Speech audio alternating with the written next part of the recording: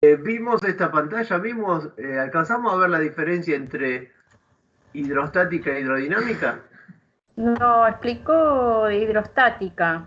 Bien, la hidrodinámica es el estudio de los fluidos en movimiento. Por ejemplo, el estudio de un fluido que va, que va en movimiento por dentro de una cañería. ¿Sí? La hidrodinámica es mucho más compleja que la hidrostática, y nosotros la simplificación en este curso la vamos a hacer tratando la hidrodinámica de fluidos ideales, ¿sí? Fluidos ideales que cumplen con determinadas cuestiones, como cuando decíamos que en el cuerpo tiro oblicuo no considero la fricción con el aire, bueno, yo estoy idealizando. Bueno, lo mismo voy a hacer ahora en este curso. Cuando lleguemos a la parte hidrodinámica, vamos a decir en base a qué están nuestras ecuaciones. Pero los alumnos que, por ejemplo, aquí hay un grupo importante de ingeniería civil, en tercer año van a ver una materia que es hidráulica. Y ahí van a estudiar los canales, toda la parte de las bombas, de las cañerías para distribución de agua, para líquidos reales. Y eso requiere de mucho conocimiento y es mucho más complejo y lleva muchísimo más tiempo. Por eso es que hay una asignatura exclusiva para eso. Nosotros lo que vamos a intentar hacer en este momento es dar los palotes fundamentales para entrar en este tema. ¿Sí? Ustedes, los que son, por ejemplo, civiles, van a profundizar en esa asignatura, que son conocimientos que tienen que ver con la especialidad, porque ustedes saben que los ingenieros civiles podemos hacer estructuras, vialidad, la parte vial o la parte hidráulica. Bueno, los hidráulicos requieren de estudiar con mucha mayor profundidad este tema. Antes de empezar con la hidrostática, que es lo que vamos a ver hoy, lo que vamos a hacer es ver algunas propiedades fundamentales de los fluidos. Propiedades que vamos a necesitar manejar para después entrar propiamente en la hidrostática. Esto no sería hidrostática, esto sería una introducción de propiedades. Primera propiedad, densidad. La densidad se define con la letra griega ρ, que es esta que ustedes ven acá, y se define como la masa por unidad de volumen. Es decir, el cociente entre una masa y su correspondiente volumen. Esta relación depende de cada sustancia y varía con la temperatura. O sea, a distinta temperatura el líquido tiene distinta densidad. ¿Sí? Por lo tanto, cuando yo defino la densidad de un material, de un fluido sobre todo, tengo que decir a qué temperatura está medida esa densidad. Bien, como regla general, todo aumento de la temperatura implica un aumento de volumen, por lo que la densidad disminuirá al aumentar aquella. ¿Sí? Como el volumen está dividiendo, al aumentar la temperatura, aumenta el volumen, disminuye la densidad. Esto hace necesario fijar las condiciones de temperatura en las cuales se expresa el valor de la densidad. Fue Galileo el que planteó el principio que dice que la densidad de un líquido cambia de acuerdo con su temperatura. ¿Sí? Por ejemplo, la unidad de densidad es la unidad de masa sobre la unidad de volumen. En el sistema internacional sabemos que la masa se mide en kilos y el volumen se mide en metros cúbicos. Por lo tanto, unidad de densidad hay muchas, yo la puedo expresar de muchas maneras, porque puedo expresar en kilo, en gramo, en metros cúbicos, centímetros cúbicos, en mililitros, o sea, hay variantes. En el sistema internacional debería darla en kilos o en metros cúbicos. Y decimos que, por ejemplo, la densidad del agua destilada a 4 grados centígrados y a presión atmosférica normal es igual a 1000 kilos al metro cúbico. Y como 1 kilo son 1000 gramos y 1 metro cúbico son 1 millón de centímetros cúbicos, el equivalente entre 1000 kilos sobre metros cúbicos es 1 gramo sobre centímetros cúbicos. ¿Qué quiere decir esto? Que si yo tomo un cubito de 1 centímetro por 1 centímetro por 1 centímetro, La masa de ese cubito de agua es 1 gramo. Si yo tomo un cubo grande de 1 metro por 1 metro por 1 metro, su masa es de 1000 kilos. ¿Se entiende? ¿Sí? Lo mismo que si yo lo expreso en litros. 1 litro de agua destinada a 4 grados de temperatura tiene una densidad de 1 kilo sobre litro. Si la unidad de volumen es litro, 1 litro de agua tiene una masa de 1 kilo. ¿Sí? Son distintas maneras de ver esta relación en distintas unidades, pero independientemente de la unidad, la densidad siempre es la masa sobre el volumen. Bien, existe una variante de la densidad que es la densidad relativa. ¿Qué es la densidad relativa? Es la densidad del material, es la densidad del material medida con respecto a otro conocido. Si ustedes se fijan, la densidad relativa es la densidad, vamos a poner el acero. Si yo mido la densidad del acero, la densidad del acero es 7800 kilos sobre metros cúbicos. ¿Sí? Entonces, ¿cuál es la densidad relativa del acero? Hacer la densidad del acero dividido la densidad conocida. ¿Y cuál es la densidad conocida? La del agua que decíamos antes a 4 grados centígrados, 1000. Por lo tanto, la densidad relativa del acero es 7,8. 7,8. ¿Qué unidades tiene? Ninguna, es adimensional. ¿Por qué? Porque si yo divido kilos sobre metro cúbico dividido kilos sobre metro cúbico, me da un número dimensional, porque estoy dividiendo dos densidades que tienen la misma relación. Por lo tanto, cuando a mí en un problema me dice la densidad del mercurio es 13,6, la densidad del mercurio es 13,6 y no me dan unidad, ¿qué me están indicando? Me están indicando que es 13,6 veces más grande que la densidad del agua. ¿Sí? Eso me quiere decir la densidad relativa. O sea, a mí me pueden decir que la densidad del mercurio es 13.600 kilos sobre metros cúbicos, ahí me está dando la unidad. Ahí no me están dando la relativa, me está dando qué unidad está esa densidad. O me pueden decir que la densidad del mercurio es 13,6. Yo digo, ¿13,6 qué? 13,6 veces la densidad del agua. 13.600 kilos sobre metros cúbicos o 13,6 gramos sobre centímetros cúbicos. Porque en función de la unidad que yo ponga, la densidad del agua, voy a tener la densidad relativa. Eso es válido para sólidos y líquidos. Cuando me refiero a gases, cuando doy la densidad relativa de los gases, por ejemplo, si yo leo un manual de gas, veo que la densidad relativa del gas natural es 1,55. Me dicen, densidad del gas natural 1,55. ¿Qué quiere decir 1,55? Que es 1,55 veces la densidad del aire, no la del agua, porque los gases se comparan con el aire. Y fíjense en este número acá importante, la densidad del aire, ¿cuánto es? 1 metro cúbico de aire, 1 metro por 1 metro por 1 metro de alto, tiene una densidad de 1,29, o sea que ese metro cúbico tiene una masa de 1,29 kilos. Fíjense que la del agua es 1000 y la del aire es 1, vamos a redondearlo, 1,3.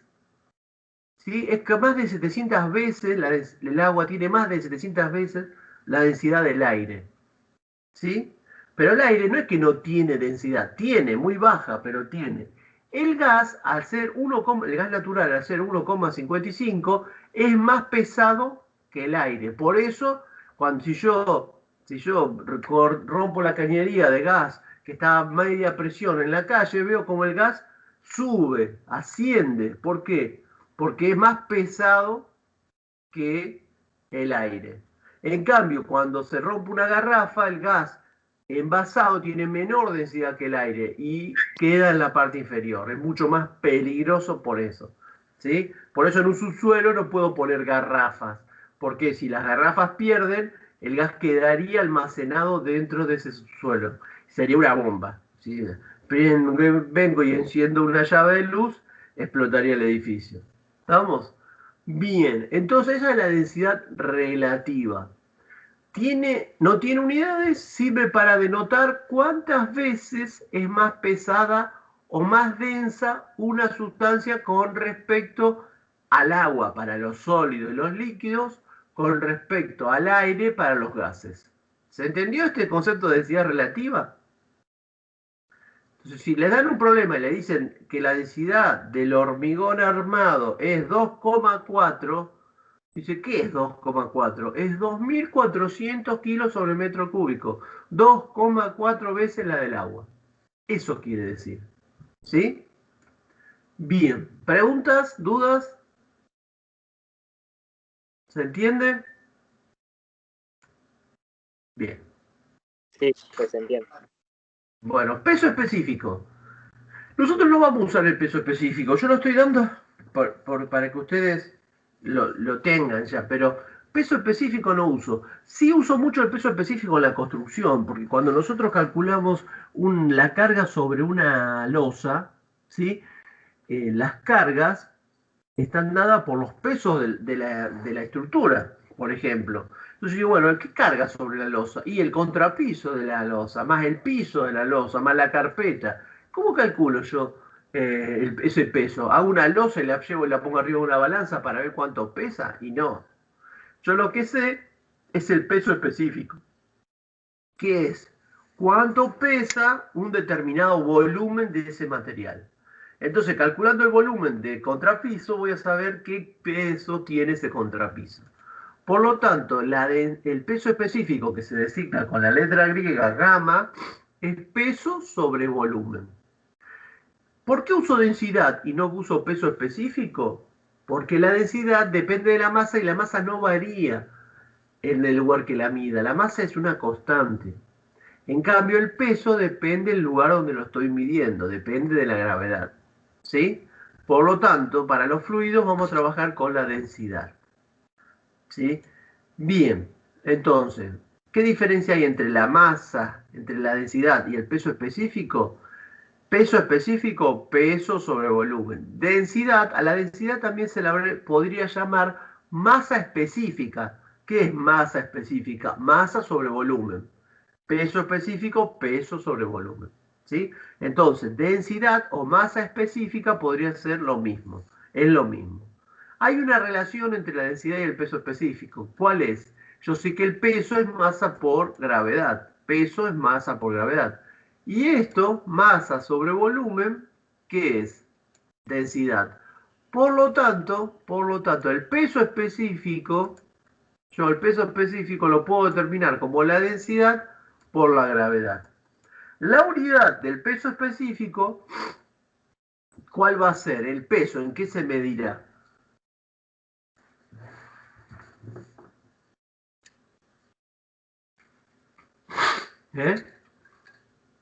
Newton. En Newton, bien, en Newton. Y el volumen en metro cúbico. Por lo tanto, el peso específico va a tener unidad Newton sobre metro cúbico para el sistema internacional. Muy bien. Continuemos. Una cuarta propiedad es la viscosidad. ¿Sí? El concepto de viscosidad está vinculado a la propiedad que poseen los fluidos, justamente, de fluir con mayor o menor facilidad. En general podría decirse que el aumento de viscosidad de un fluido determina la menor rapidez con que fluye y viceversa. A ver, si yo tengo sobre un vidrio, que lo pongo a un determinado ángulo, ¿sí? A 30 grados, tengo un vidrio a 30 grados, y sobre ese vidrio vuelco una gotita de agua, voy a ver cómo el vidrio va a ir descendiendo por ese plano inclinado. Va a ir fluyendo por el plano inclinado a una determinada velocidad. Si en lugar de dejar caer sobre el vidrio agua, hiciera caer miel, que es un fluido, vería que la miel también va a fluir por el vidrio, pero lo va a hacer de manera con mucha menor velocidad. ¿Sí? Quiere decir que los fluidos no todos se comportan de la misma manera cuando están fluyendo. Y eso depende del grado de viscosidad que tienen. ¿Sí? El agua prácticamente es nula, o se podría pensar que es casi cero esa viscosidad, esa cohesión entre las moléculas. En cambio, la miel tiene mucha viscosidad. La viscosidad de un fluido es una propiedad del mismo que se mide o gradúa por la velocidad de salida que tiene el fluido a través de un tubo capilar. Para hacer un ensayo y determinar cuánto es su viscosidad, ¿sí? Se llena un recipiente que tiene un orificio y se mide el tiempo con que se vacía ese recipiente. Y eso está tabulado de una manera determinada que me da en ese tiempo, medir ese tiempo me permite calcular cómo es la viscosidad de ese líquido.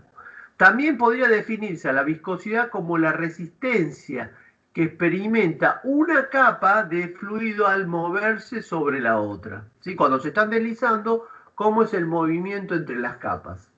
Esta resistencia se debe al efecto de las fuerzas de cohesión. También intervienen las fuerzas de adherencia cuando el fluido se desplaza por el interior de una tubería. ¿Sí? En ese caso, con las paredes de la tubería. Cuando se considera que el fluido no existe en fuerza de rozamiento interno, el fluido se lo denomina ideal o perfecto. Entonces, ahí ya vemos un concepto que es que el fluido ideal no tiene viscosidad. El fluido real es el que sí tiene viscosidad. El que sí considero este efecto. Bien. ¿Estamos? Bien, bien. Y ahora entramos en el concepto de presión. Todavía no en el concepto de presión hidrostática, sino el efecto de la presión sobre los cuerpos. La presión estática. Entonces yo digo que la presión es la fuerza por unidad de área. ¿Sí? Que es el cociente entre la fuerza ejercida y el área perpendicular sobre la cual se ejerce.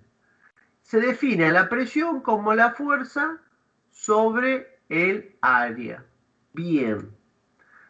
Por lo tanto, la fuerza es la presión, acá me equivoqué, por A. O sea, de acá despejo, acá hay un error. Después lo voy a corregir. Acá es A. ¿Sí? La fuerza es la presión por el área. Bien. Por eso, la presión es un concepto que está íntimamente relacionado con la fuerza y con el área, ¿no es cierto? Muy bien. Entonces digo yo, ¿por qué los clavos y la aguja terminan en punta? ¿Qué pasa si yo quiero clavar el clavo al revés? Poner la cabeza del clavo contra la pared y golpear sobre la punta. ¿Qué voy a necesitar para que ese clavo entre en la pared? ¿Qué voy a necesitar? Muchísima mayor fuerza porque tengo un área muy grande. En cambio, como tiene una puntita, muy chiquita el área, con una fuerza bastante más chica que la que mis brazos les pueden dar al clavo, esa fuerza que yo puedo hacer hace que el clavo pueda entrar en la pared o en la madera, ¿no es cierto? Bien. ¿Por qué es más fácil caminar en la nieve con raquetas? Porque mi peso está determinado. Yo puedo caminar con zapatillas o con estas raquetas. Si yo camino con zapatillas, voy a tener una presión que va a ser mi peso dividido en la superficie de mis zapatillas. ¿Sí? Como yo soy bastante gordito, me va a costar un montón moverme por la nieve, porque esa presión va a hacer que me hunda en la nieve. ¿Sí? En cambio, ¿qué puedo hacer? ¿Adelgazar? No, ya no hago tiempo a adelgazar. ¿Qué puedo hacer? Aumentar la superficie. Ponerme una raqueta bien grande que mi mismo peso se distribuya en una superficie mucho más grande. Entonces, esa superficie mucho más grande hace que me pueda mover a menor presión, disminuye la presión. Por lo tanto, no me hundo y puedo ir caminando de forma más fácil. Lo mismo pasa con los tacos aguja y los zapatos de en este caso un zapato de hombre, ¿sí? Viene una chica caminando y vos sentís el ruido de los taquitos. ¿Por qué? Porque en este punto ejerce una presión muy grande, entonces se siente el sonido que con el zapato de goma, donde distribuyo la fuerza sobre toda la superficie y la presión es menor, no se siente, ¿sí? Estos son los conceptos de presión estática sobre los cuerpos. Vamos a ver la presión hidrostática, que es la que a nosotros nos interesa. Pero antes de eso, veamos cuál es la unidad de presión. La unidad de presión en el sistema internacional está dado por la fuerza en Newton y el área en metro cuadrado. O sea que la unidad de presión es Newton sobre metro cuadrado. ¿Qué significa? ¿Qué significa esto? Que la presión vamos a llamar que se mide en Pascal. Pascal, Newton sobre metro cuadrado. Ese es el nombre que tiene esta unidad. ¿Se acuerdan que veníamos diciendo que la cantidad de movimiento, el impulso no tenían nombres y eran kilo por metro sobre segundo? Bueno, en este caso, la presión sí se le da un nombre en honor a Pascal. Newton sobre metros cuadrados. Ustedes habrán escuchado en la radio que dice la presión atmosférica está en hectopascales. ¿Qué quiere decir hectopascales? 100 pascales. Como es un número muy grande, trabajo con un múltiplo. Electro. Electro son 100 pascales. Ahora, les pregunto a los chicos, a los varones que mejor me van a poder decir. Cuando van a la gomería y llevan el auto, o cuando van a la estación de servicio, inflan las gomas del auto. ¿Qué presión le ponen a las gomas del auto? 30 30. ¿30 qué? libras. Libras. Bien. ¿Quién me dijo? 30, sí. ¿30 qué? No escuché Javier de PSI. nuevo. Ah, 30 PSI. 30 PSI. ¿Por qué no 30 libras? Porque libras son fuerzas. Yo no puedo poner una presión en fuerzas. Entonces, cuando voy a la gomería, el gomero me dice, ¿cuántas libras le va a poner? Y yo le digo 30, porque no me voy a poner señales físicas al gomero. Ya demasiado con todo lo que tengo, ¿no? Entonces, bueno, sí, 30. No son libras, son PSI.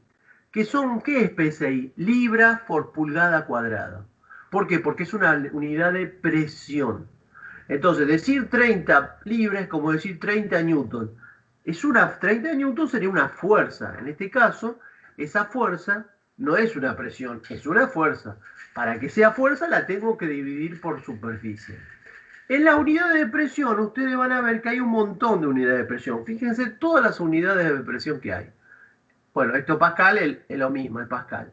Pero está la varia, el bar, el minibar, la ATA, el PSI, que es el que dice Javier, libra por pulgada cuadrado, el Torricelli, el Tor, la atmósfera y los metros de columna de agua. Todas unidades que sirven para medir presión.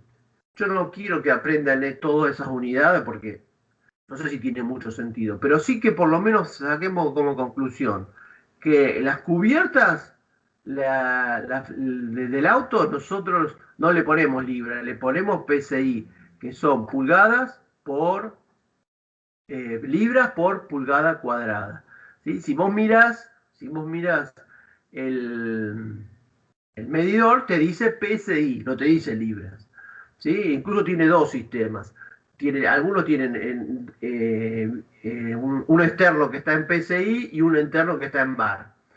La varia, que es otra que por ahí también vamos a escuchar, la varia viene del sistema CGS, que era el sistema que...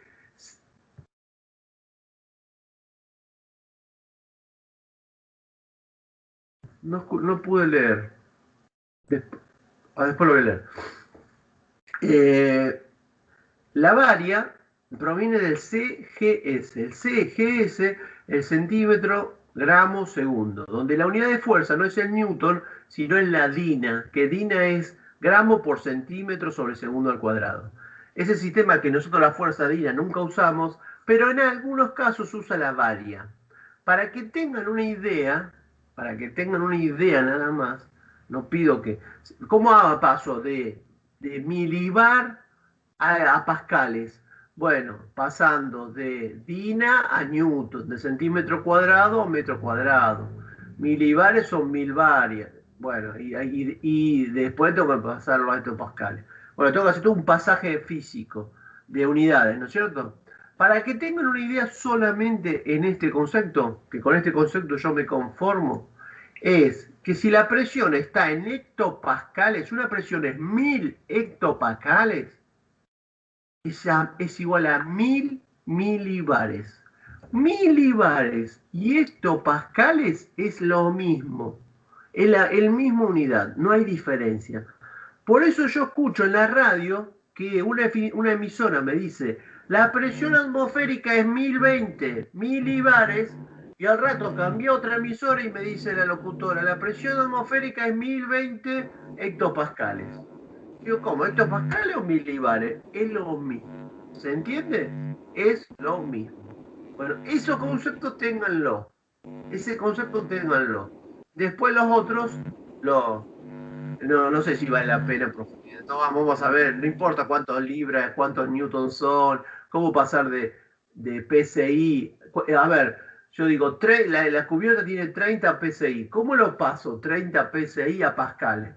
Y bueno, tendré que pasar de pulgada, una pulgada son 2,54 centímetros, a metro cuadrado, de pulgada cuadrado a metro cuadrado.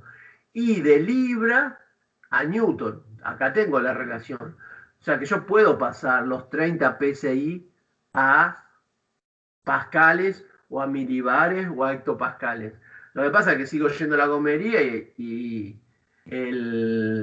la medición la sigo haciendo, el manómetro sigue estando en, ¿qué cosa? En PSI, entonces no me conviene hacer ningún cambio de unidad.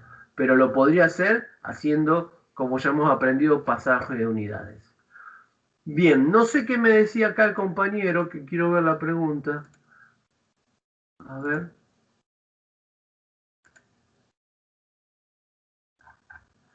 Los gases los trabajamos con atmósferas en química. Supongo que el sistema internacional se utiliza en física. Exactamente. Aunque en física se utiliza el sistema internacional, pero no siempre, y puede pasarme eh, que me den las unidades milibares, en PSI, bueno, y yo tenga que hacer ese paso. O en atmósferas también. ¿Sí? Por eso acá están las relaciones para que ustedes las tengan. Bien, presión hidrostática. Ahora sí nos metemos en la presión hidrostática. Y ahora sí empezamos a trabajar con... Aquí sería donde nos introducimos en la hidrostática. ¿Sí? Todo lo anterior fueron conceptos para empezar a trabajar con hidrostática.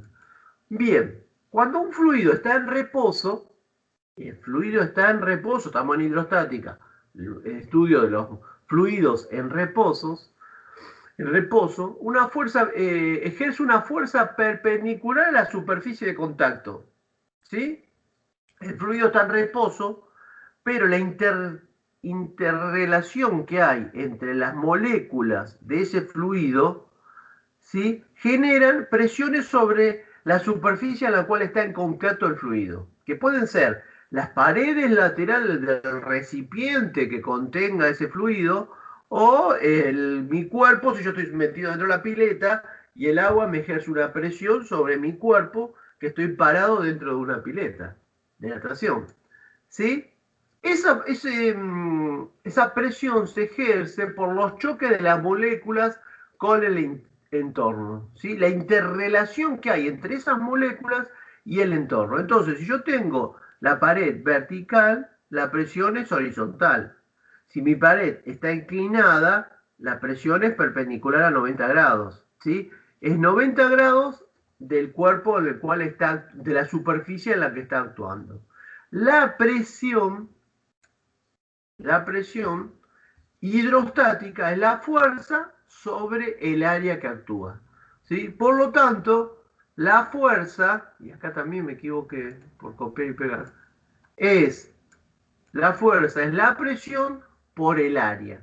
O sea, yo quiero saber qué fuerza está recibiendo esta pared acá,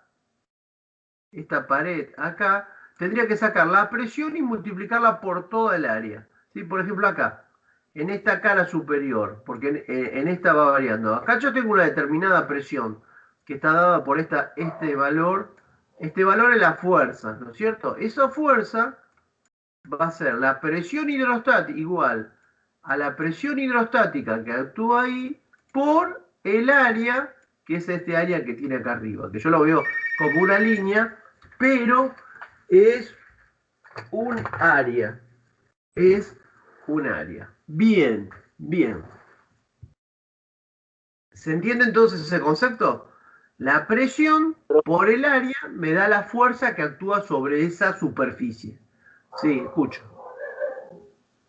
Perdón, profe, la fuerza en color azul, ¿son las que le ofrece, la que le hace el agua al bloque? Exactamente. Sí, pero fíjate que ya acá estamos sacando una especie de conclusión. Esta es chiquita y esta es más grande. ¿Sí? Esta es chiquita y esta es más grande. ¿Por qué será esta más grande? Y parece ser que si está a mayor profundidad debe ser más presión que si está a menor profundidad. ¿Sí? Bien, y esta no está en el medio de la superficie, está más abajo. ¿Por qué? Porque es una resultante de una presión que va de un valor más chico a un valor más grande.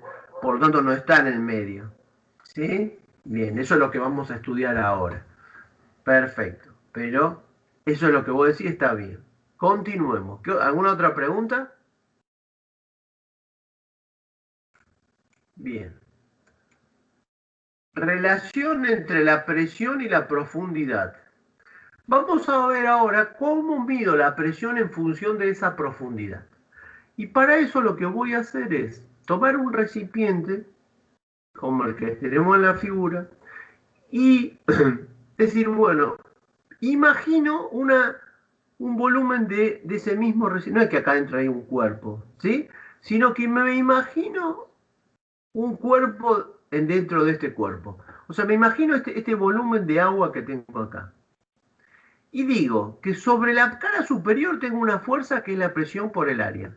Y por la cara inferior tengo otra fuerza que es la presión por el área. La presión que tiene acá por el área.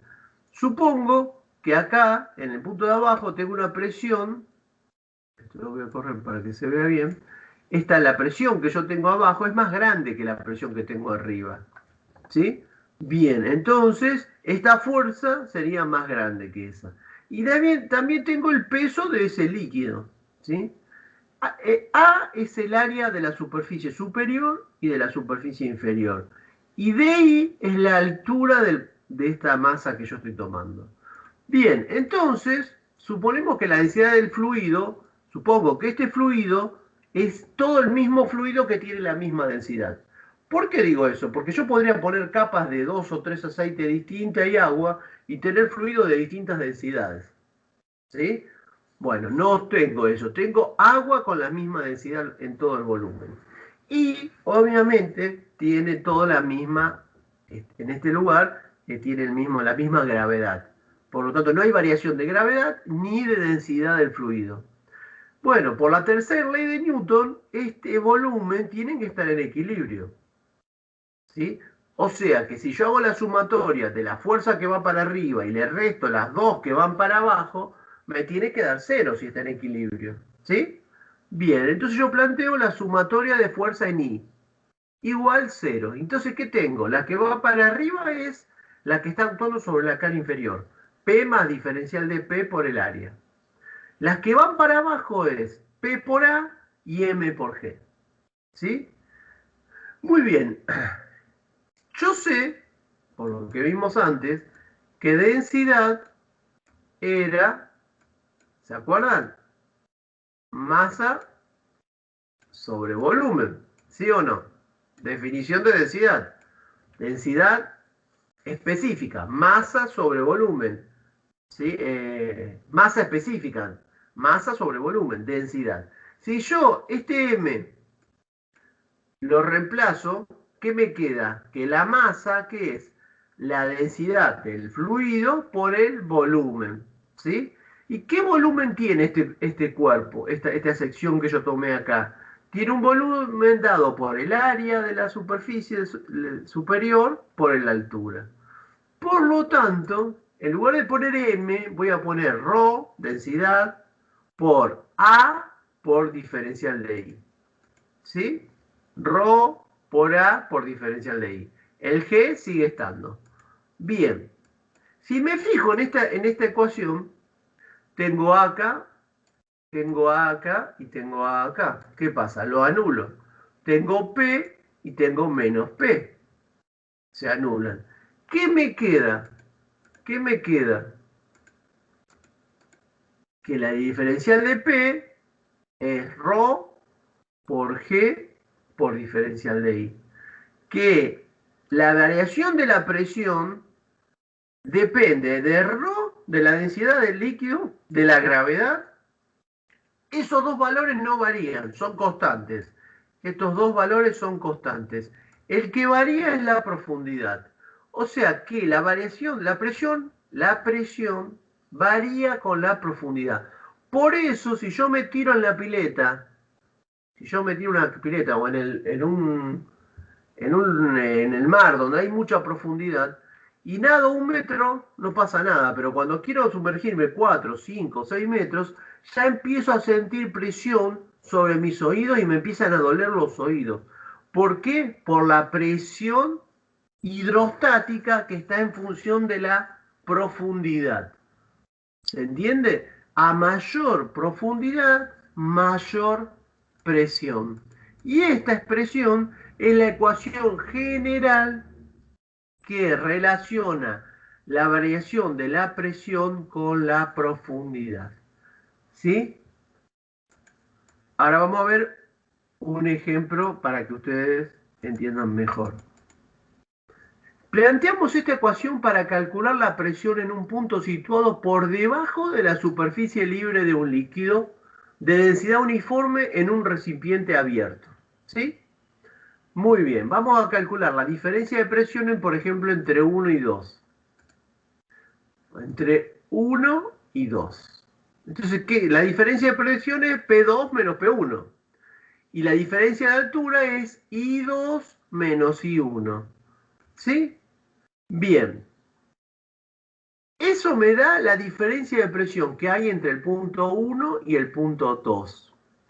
Pregunto, ¿cómo será la presión en el punto 3 con respecto al punto 2? Será la misma. La misma porque tiene la misma profundidad. O sea que cuando el líquido está a la misma profundidad, y tiene el mismo líquido, la presión es la misma. Bien, fíjense, ahora lo voy a hacer entre 0 y 2. Entonces digo, presión 2 menos presión 0, que es ρg I2 menos I0. Pero ¿cuánto vale I0? Si el punto 0 lo tomé en la superficie libre del líquido. ¿Ven que acá en la superficie libre del líquido, el líquido llega hasta acá? Esa altura I0 es 0. Por lo tanto, yo voy a decir que la presión hidrostática en el punto 2 va a ser igual a la presión 0, que ya vamos a ver después qué es, más la densidad del líquido por la gravedad por la profundidad. Y la profundidad se mide positivo para abajo. ¿Sí? Ese valor I2 es positivo. Se mide positivo, es 0 en la superficie libre y aumenta hacia abajo. Así es como yo mido esa altura I. Y eso me da la presión en cualquier punto que yo quisiera. Si yo lo planteo en 3, me va a dar igual que en 2. ¿Por qué? Porque en 3 tiene la misma altura 2 que el punto 2. Si yo lo planteo en 1, me va a dar menos. ¿Por qué? Porque I1 es menor que I2. Entonces esto me demuestra que a mayor profundidad, mayor presión. Y no depende la profundidad de la forma del recipiente. Para cualquier recipiente va a depender de la altura. Y la altura se mide, la profundidad se mide siempre vertical. Siempre vertical. No importa No importa qué forma tenga el recipiente donde está contenido ese líquido. ¿Sí? Puede ser un tubo en U, lo que sea. ¿Qué sucede? La presión va a ser igual. La presión va a ser igual. Bien, bien.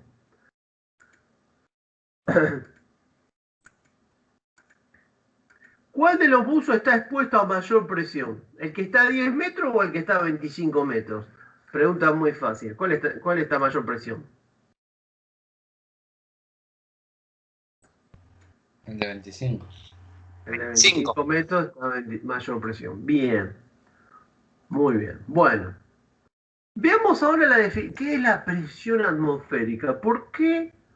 Porque en la radio me dan a mí a la mañana, a la tarde, la temperatura, la humedad y la presión atmosférica. Bien, si fuera la presión atmosférica algo que no varía todos los días, ¿sí? No me darían ese informe. Porque ¿para qué me va a dar un dato que no varía? ¿Sí? A la mañana me dicen el kilogramo fuerza es 9,8 newton todas las mañanas. ¿Por qué? Porque un kilogramo fuerza siempre es 9,8 newton. Entonces, ¿qué interés tiene saber eso? Si ya lo sabemos y no varía. Ahora, la presión atmosférica depende de las condiciones climáticas y varía en función de las condiciones climáticas.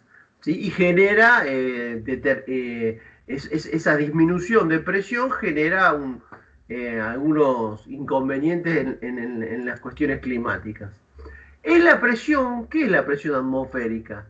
Es la presión que el aire que está sobre la Tierra ejerce sobre nuestra superficie en 1 metro cuadrado de superficie. ¿Sí? Sería la fuerza que hay por todo el aire que está sobre la superficie, sobre 1 metro cuadrado de superficie, hasta la atmósfera. Todo ese peso que hay de aire sobre 1 metro cuadrado me da la presión gravitatoria. Cuando se mide la presión, me da la presión atmosférica. Cuando se mide la presión atmosférica, se está midiendo la presión que ejerce el peso de una columna de aire sobre 1 metro cuadrado de área de la superficie terrestre. ¿Sí? Bien. Y ahí hay un concepto muy importante, que uno dice, bueno, la presión atmosférica normal, no. No hay una presión atmosférica normal, hay una presión atmosférica promedio, ¿sí? Que uno lo podría decir, bueno, cuando el clima está lindo, cuando la presión es más o menos la promedio. Y a esa promedio le llamo normal. Pero no sería la normal, sino sería un valor promedio. ¿Cuánto es el promedio? 101.325 pascales. 101.325 newton sobre metro cuadrado, pascales. ¿Sí? O sea, si la chica de la radio, la locutora de la radio, me dice 1013 hectopascales. 1013, cuando dice 1013 hectopascales, es que estoy en un valor promedio, entre comillas, normal. Cuando me dice 1020, es que estoy en un valor por encima del promedio. Y cuando me dice 980 milibares o hectopascales, es que tengo baja presión. ¿Sí? Presión atmosférica. ¿Sí? No es la presión que tengo yo cuando me mide el doctor. ¿Sí? Es la presión de la sangre. Es la presión atmosférica que sería la presión que está ejerciendo la atmósfera sobre nosotros. Es la que nos pone nerviosos muchas veces. Bien, bien. Esa es la presión atmosférica. Una cuestión importante es que cometemos siempre errores. Cuando a mí me pidan la presión atmosférica en un problema, no puedo adoptar este valor. No puedo decir, bueno, ¿cuánto? La presión atmosférica, 101.325. No. Me tienen que dar el dato de cuánto es. Si a mí no me dan el dato, yo no puedo poner que adopto 101.325. Adopto la promedio. No. A mí me van a tener que dar el dato del problema de cuánto es la presión atmosférica en ese caso en particular. ¿Por qué? Porque no es un valor constante, es un valor que varía. Y esa variación yo no la puedo despreciar. ¿Sí? Bien, ahora lo van a entender mejor cuando veamos la presión absoluta. Bien, ¿por qué digo esto? Entonces, si no me dan en el problema cuánto es la atmosférica, no la invento, no la adopto y no pongo que es este valor. ¿sí? Pongo ese valor si me lo dice el enunciado del problema. Si me dice considerar la presión atmosférica, tanto. Si no, es preferible poner presión atmosférica y dejarlo expresado así, como presión atmosférica, más tanto, más otra cosa. ¿Y por qué no puso la presión atmosférica? Y porque no sé, habría que medirla. ¿Se entiende?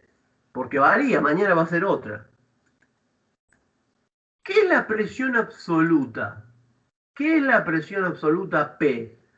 En el interior de cualquier líquido en equilibrio está dada por la ecuación fundamental de la hidrostática, que es esta. La presión, que es la que vimos antes, que P era igual a P0 más ρ por G por I, bueno, esa es la ecuación fundamental de la hidrostática. ¿Qué dice? Que la presión absoluta es la presión atmosférica más la presión que se llama manométrica, que es ρ G por I. ¿Sí? Esta le llamo manométrica o relativa, también se le llamaba antes. ¿Sí? Ρ G por I es la manométrica o relativa. Si a la manométrica o relativa le sumo la presión atmosférica, esa que me tienen que dar, que yo no puedo inventar, ¿qué obtengo? La presión absoluta. Entonces, en un problema me pueden pedir presión manométrica o me pueden pedir presión absoluta. Si a mí me piden la presión absoluta, me tienen que dar como dato cuánto vale la presión atmosférica. ¿Sí? Yo cuando armo un problema, para no tener que darle de dato la presión atmosférica, directamente le digo calcular la presión manométrica. Y listo, entonces no le sumo la atmosférica. Si no, le tengo que dar el dato de la presión atmosférica.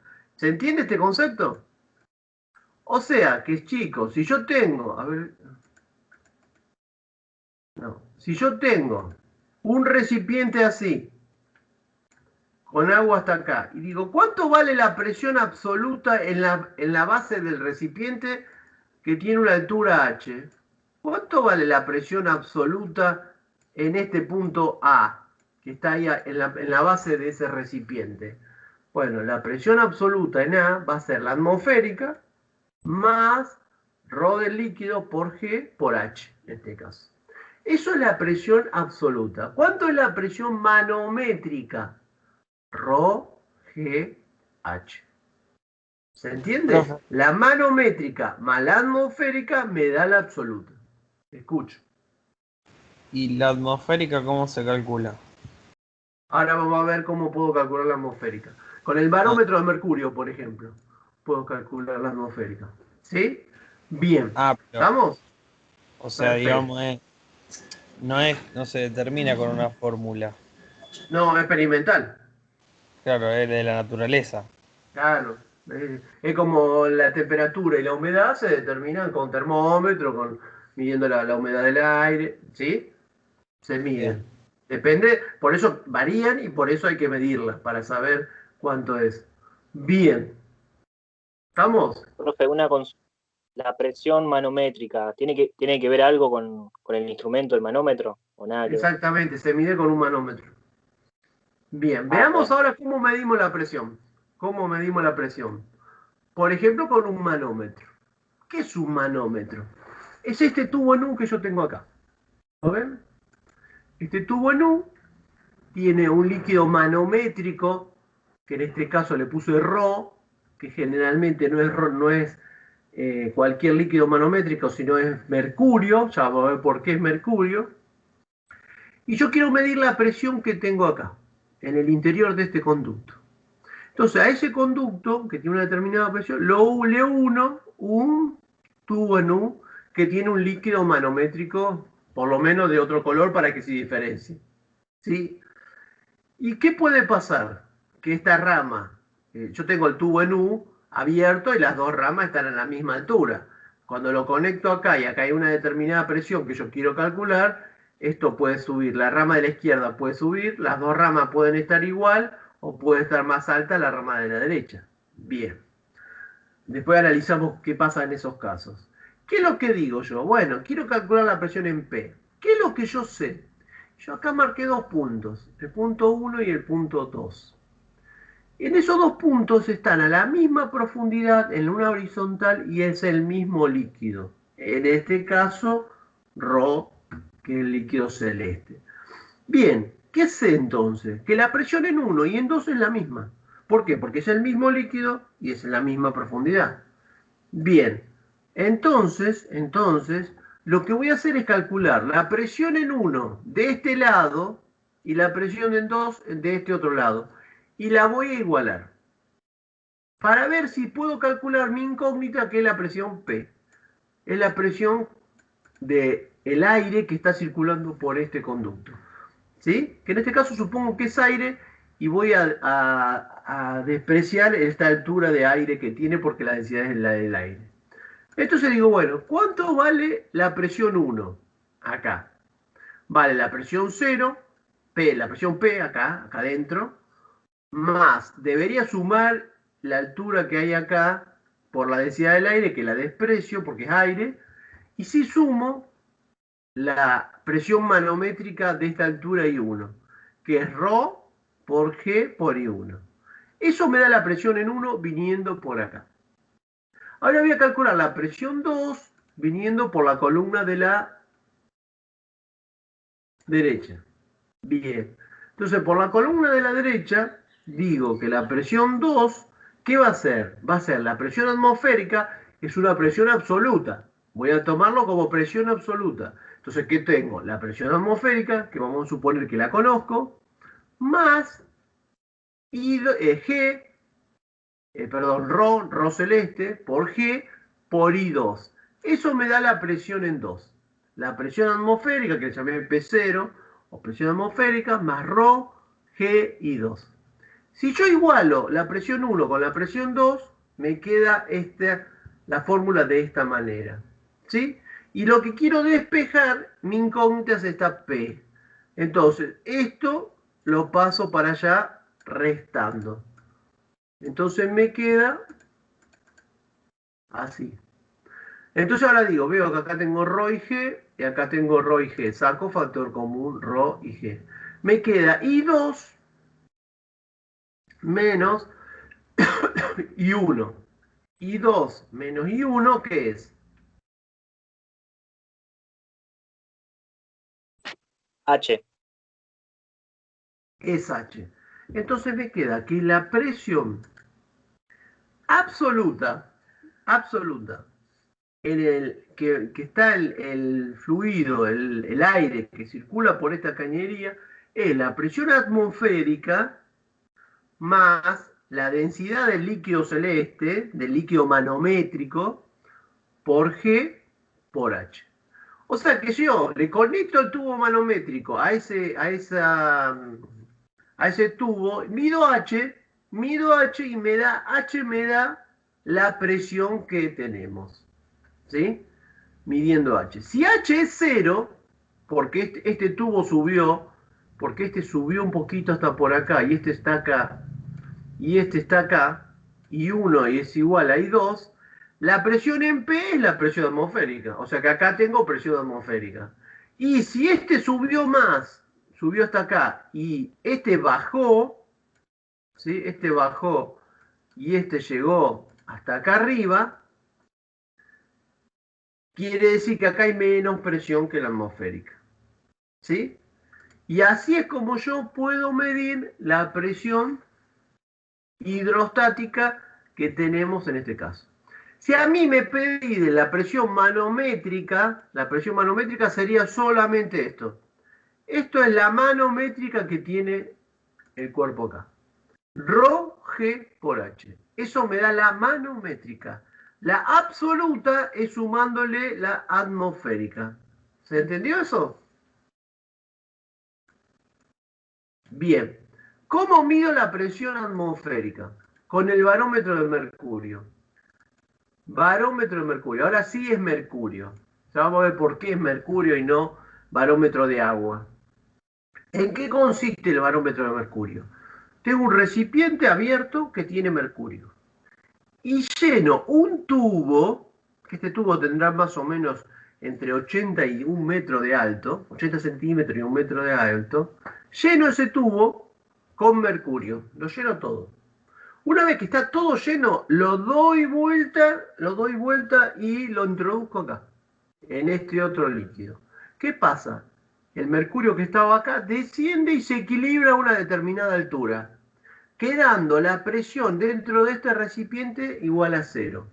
¿Sí? Porque acá ahí había un vacío, entonces no había presión. Cuando esto descendió, quedó sin presión. Entonces voy a hacer lo mismo que hice antes. Voy a plantear que la presión en el punto 1 y en el punto 2 son iguales porque es el mismo líquido, mercurio, a la misma profundidad. Entonces digo, bueno, presión en 1. ¿Qué tengo en 1? La atmosférica, ¿sí? La presión atmosférica que está actuando sobre la superficie libre del líquido, más la densidad del mercurio por G por esta altura I1 que tengo hasta este punto. Bien, eso es la presión en 1. ¿Cuánto sería la presión en 2? La presión en 2 sería la presión 0, que es 0, más la densidad del mercurio por G, acá no se ve, por I2. Eso me da la presión en el punto 2. Como la presión en 1 y en 2 son iguales, por lo tanto, las igualo. Y sabiendo que P0, este P0 es 0. O sea que este lo anulo porque es 0. Entonces igualo esas dos presiones y me queda esto así. Como yo quiero calcular la presión atmosférica, que bueno, usted decía, ¿cómo calculo la presión atmosférica? La quiero despejar, despejo la presión atmosférica. Esto lo paso restando. Y si ustedes se fijan, acá tengo ρ del mercurio y G, ρ del mercurio y G. Saco factor común. Me queda I2 menos I1. ¿Qué es I2 menos I1? H. Por lo tanto, la presión atmosférica va a ser la densidad del mercurio por G por H. Entonces yo lo que hago es tener este tubo en un lugar seguro en el laboratorio y acá poner el 0 y ir graduando 10, 20, 30, 40, 50, 60, 70, 80. Y medir en esta graduación que el nivel del mercurio que va a ir subiendo y bajando según los cambios de la presión atmosférica, cuántos milímetros hay de altura H. Si yo multiplico esa altura H en metros, lo multiplico por G, que es un valor constante, y lo multiplico por la densidad del mercurio, que es un valor constante y que conozco, y que ronda los 13.600 kilos sobre metros cúbicos, determino la presión atmosférica. Esta altura H son 760 aproximadamente milímetros de mercurio. Por eso digo, presión de 760 milímetros de mercurio sería una presión atmosférica promedio. Sería la que está relacionada con los 101.325 pascales. Si yo tomo los 101.325 pascales, me va a dar acá una altura de 76 centímetros. ¿Sí? Bien. ¿Por qué pongo mercurio y no pongo otro líquido, no pongo agua? Porque si yo pongo agua, este tubo, en lugar de tener 76 centímetros, va a tener que tener 76 centímetros por 13,6. Va a tener que tener como 10 metros de altura el tubo. Entonces, hacer un barómetro de agua se puede. Lo que tengo que tener un galpón que mida más de 10 metros de alto para poner el tubo y conseguir y comprar un tubo de 10, 11 metros de altura. Obviamente es muy complejo y por eso utilizo como líquido barométrico el mercurio. El mercurio, ¿por qué? Porque la densidad relativa del mercurio es 13,6 veces la del agua. Entonces eso me reduce considerablemente la altura. Entonces esto yo lo tengo arriba de una mesa, este es un tubo de 80 a 90 centímetros, perfectamente, no hay ningún problema. Y con este sistema mido la presión mido la presión atmosférica. ¿Se entiende? ¿Sí? Bien. Esto lo doy porque después hay problemas que aplico este principio de igualar presiones en líquido, en el mismo líquido, a la misma profundidad, para calcular incógnitas. Muy bien. ¿Alguna pregunta? Sigamos. Principio de Pascal. Fíjense la facha que tenía Pascal, ¿no? Nada que ver con nosotros ahora. Esto era un tipo refachero. Bien, Pascal, 1623. Pascal era contemporáneo de Newton, ¿sí? De Hooke. Todos esos fueron de esta época y trabajaron, más que trabajaron, compitieron entre ellos. ¿Qué fue lo que dijo Pascal? Expresó que toda presión ejercida sobre un líquido contenido en el recipiente se transmite con igual intensidad en todos los puntos de dicho recipiente. ¿Sí? Bien.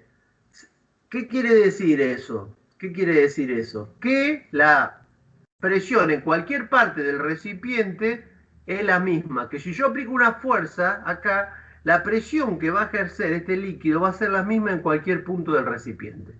Y este principio se utiliza para la prensa hidráulica. ¿Cómo es esto de la prensa hidráulica? Yo aplico una fuerza F1 en un área chiquita. Esto es un émbolo donde tiene lo celeste es un fluido. Y este es un émbolo de manera que el fluido no pueda salirse ni por acá ni por acá. ¿Sí? Entonces, ¿qué hace? Que yo le aplique una fuerza acá, la presión se transmite en este otro émbolo. Ahora, si el área 1 y 2 son las mismas, yo aplico 10 newton, acá se aplican 10 newton. Pero, ¿qué sucede? Las presiones, las dos presiones son iguales. Por lo tanto, como la presión es la fuerza sobre el área, la fuerza 1 sobre el área 1 va a ser igual a la fuerza 2 sobre el área 2. ¿Sí? Por lo tanto, la fuerza 1 es la fuerza 2 por A1 sobre A2. El A1 sobre el A2 es lo que se llama el multiplicador de fuerza. Si el área 1, el área 2, perdón, es 10 veces más grande que el área 1, este área es 10 veces, yo le aplico una fuerza de 10 newton, me lo multiplica por 10, me da una fuerza de 100 newton. Entonces, cuando yo tengo que levantar con el gato hidráulico el auto, no tengo una fuerza, no puedo hacer una fuerza, yo no tengo fuerza para levantar 2000 kilogramos de fuerza que pesa mi auto. Pero sí, a lo mejor puedo hacer una fuerza con el pie de 50. Y la multiplicación de 20 del factor me hace que pueda subir el auto. ¿Sí? Esa es una aplicación del principio de Pascal. No es solamente las prensas hidráulicas que funcionan así. La retroexcavadora es hidráulica, el gato, el sillón del odontólogo, ¿sí? Que vieron con el pie te levanta y te sube y te está levantando el peso que tenemos nosotros, ¿sí? ¿Cómo hace con el piecito para levantarlo? A través de una multiplicación del sistema hidráulico que tiene el sillón, ¿sí? También se puede hacer experimentalmente una prensa hidráulica con jeringas de distinto diámetro, ¿sí? Bien, entonces una aplicación es, por ejemplo, el ascensor hidráulico y no el ascensor eléctrico, que me permite subir 1 o 2 pisos sin necesidad de tener una sala de máquinas en la parte superior del edificio. Muy bien, y llegamos al principio de Arquímedes. Ya Arquímedes fue muy anterior, fue antes de Cristo Arquímedes. Y veamos qué fue lo que estableció Arquímedes.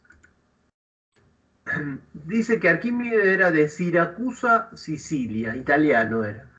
Era físico, ingeniero, inventor, astrónomo y matemático griego. ¿Sí? Bien. Decía lo siguiente, dijo lo siguiente: un cuerpo sumergido total o parcialmente en un fluido en reposo, no dijo que tiene que estar todo sumergido, total o parcialmente sumergido en un fluido en reposo, experimenta un empuje, que ya vamos a ver lo que es, vertical hacia arriba, igual al peso del volumen del fluido desalojado.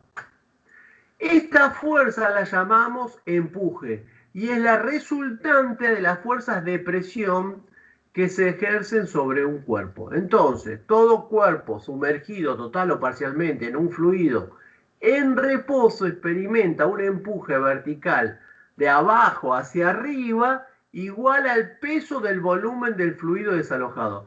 Es como que él lo pensó de esta manera. Él lo pensó como que yo tengo este recipiente así, lleno de agua. Hasta ahí. Y tengo un cuerpo.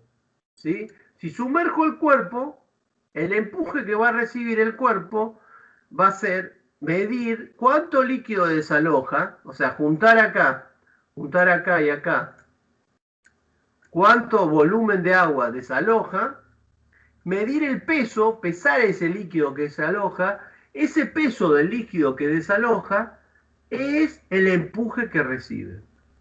Muchos de ustedes a lo mejor escucharon la historia de Arquímedes, ¿sí o no? ¿Han escuchado la historia de Arquímedes? ¿Cómo fue que Arquímedes descubre esto? ¿Alguien la escuchó? Sí, supuestamente con una corona de oro, ¿puede ser, profe? Que tenía que Sí. saber, estaba completamente armada de oro. Bien, ¿quién más me dice algo que no escucho que se me... Bueno, la historia un poquito para que a ver si de esta manera, contando un poco la historia, se lo recuerdan. La historia dice lo siguiente. El rey, en esa época, en el 200, 300 a.C., tenía una cantidad de oro y otro metal más barato y le encarga a un orfebre una corona. ¿Sí? Entonces el orfebre le trae la corona y él le parecía que no tenía el oro que le había dado, que tenía menos. Bien, pesando la corona, el peso total coincidía con el peso de los dos materiales que le había dado. Pero el rey desconfiaba que le había sacado oro, le había puesto el otro material que era de mucho menor costo para completar el peso total y había vendido el oro, el orfebre. Entonces, ¿qué se le ocurre? Llamar al joven Arquímedes, que supuestamente en ese momento era una persona que tenía muchos conocimientos, y le dice, mira, necesito que me resuelvas este problema. Y le dio un plazo de tiempo para que lo resuelva. Que le dijera si realmente el orfebre había puesto la cantidad de oro que se correspondía. Los reyes en esa época eran tipos muy macanudos y le dice, si vos no me traes la solución, yo te mato a vos. Si te doy 15 días, porque no sé cuánto tiempo le dio, pero le dio un plazo. Si no traía una solución para el problema, lo mataba. Y si le traía la solución y demostraba que no tenía la cantidad de oro, que el orfebre le había sacado oro, al que mataba era el orfebre. Bien, se fue muy preocupado. Imagínense ustedes, se preocupan cuando yo le doy una actividad que no les sale. Imagínense si la actividad está en juego la vida de ustedes, la preocupación que sería. Se fue preocupado Arquímedes pensando a ver qué solución tenía a este problema y no había caso. Pensaba y no se daba cuenta. Hasta que un día se da un baño de inmersión en una bañera, no sé cómo se llamaría algún sistema de estos, y se sumerge, se desnuda para bañarse. Cuando está desnudo se baña, observa que cuando él se mete en la bañera desborda una cantidad de agua. Y ahí es donde se da cuenta de esto, de que tenía la solución al problema, ¿sí? Sumergiendo la corona, la parte de oro de la corona en el fluido, iba a poder determinar si era realmente el peso de oro que le había dado. La alegría que le da saber que con esa solución que le iba a llevar al rey iba a salvar su vida, hace que salga corriendo desnudo por Siracusa, gritando Eureka, Eureka, que significa lo encontré, lo encontré. ¿Sí? Pasa la historia, todos recuerdan esa historia y nadie recuerda la importancia del principio que él hizo. Vamos a demostrar este principio como lo pensó él. Él dice, bueno, tengo el cuerpo sumergido, este cuerpo que tengo acá, este cilindro, lo sumerjo en el agua. ¿Qué tenemos? ¿Qué fuerzas tenemos actuando sobre ese cuerpo? Ese cuerpo tiene un peso, el peso va para abajo. Ese cuerpo tiene una fuerza para abajo que le ejerce el líquido que está arriba, debido a la presión del líquido que está por la parte superior.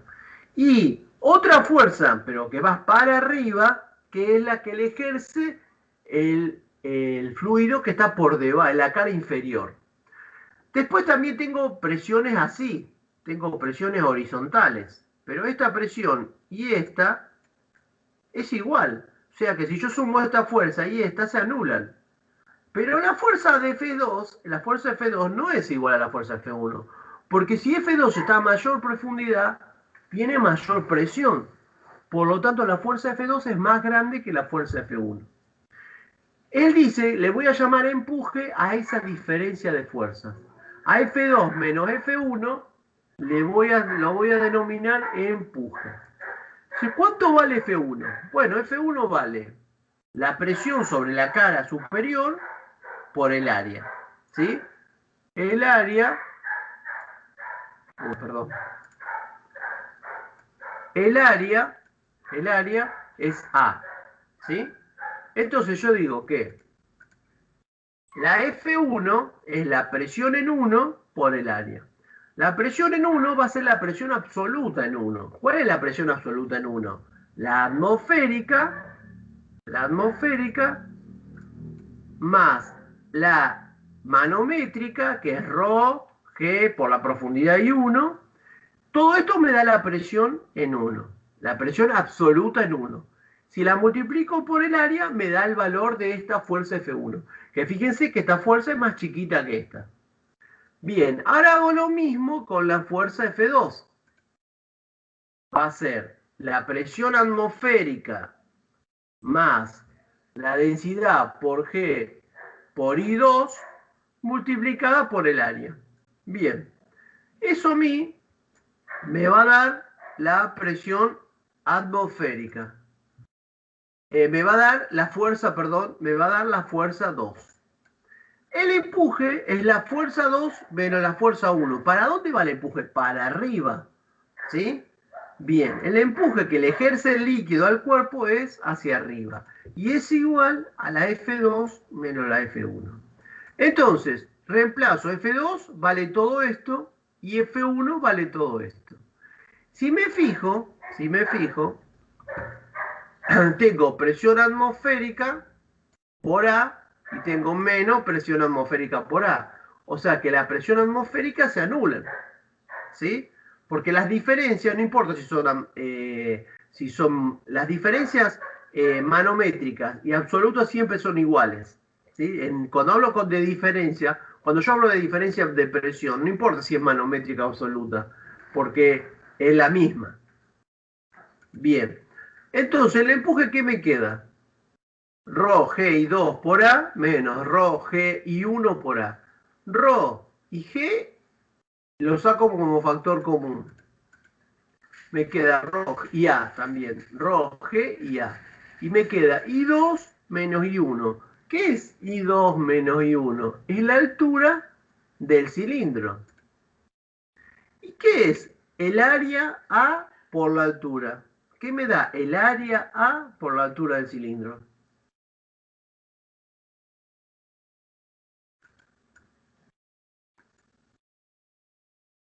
El área por la altura, el volumen. El volumen.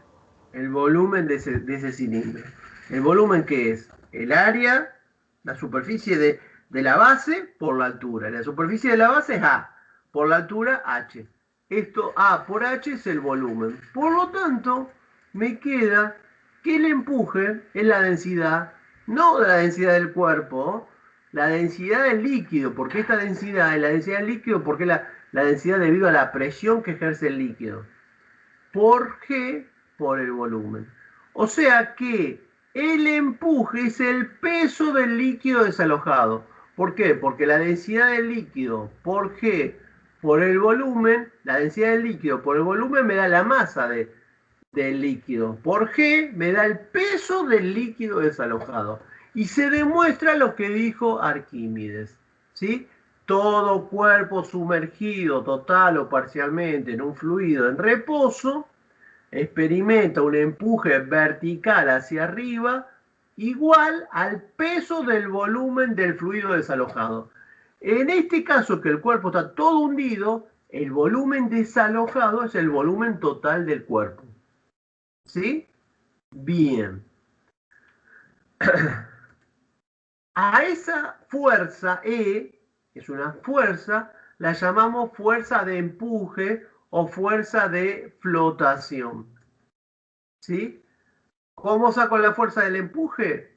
¿Cómo? La densidad del líquido por G por B. ¿Y qué otra fuerza tengo? El peso. ¿Sí? Entonces yo lo que tengo que plantear es la primera ley de Newton, sumatoria de fuerza en I igual 0. En este caso el cuerpo está en equilibrio. ¿Qué quiere decir que el cuerpo está en equilibrio? Que el empuje es igual al peso. ¿Sí? Bien. Si el cuerpo de masa M se introduce un fluido, quedará sujeto a dos fuerzas verticales, el peso del cuerpo y la fuerza de empuje. Bien. Pueden ocurrir tres situaciones. Pueden ocurrir tres situaciones distintas. ¿Cuáles son las situaciones? Que el peso del cuerpo sea mayor que la fuerza de empuje. ¿Sí?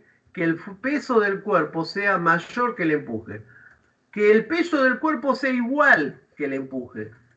O que el peso del cuerpo sea menor que la fuerza del empuje. ¿Sí?